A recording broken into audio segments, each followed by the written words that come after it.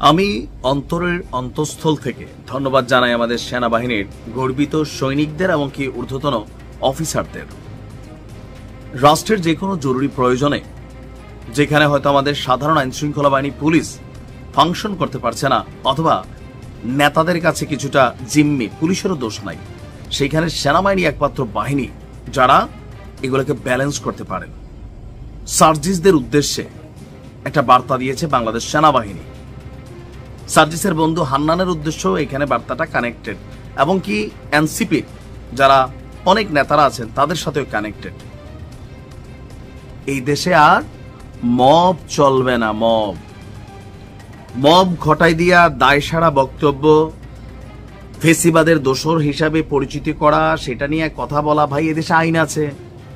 Doctor Yunus শান্তিতে Nobel পাইছেন, অশান্তির বন্যা তো এই মুহূর্তে দেশে বিভিন্ন জায়গায় আপনারা ঘটানোর চেষ্টা করছেন, এমনকি ডক্টর ইউনূসকে বিতর্কিত করছেন এই মবের কারণে।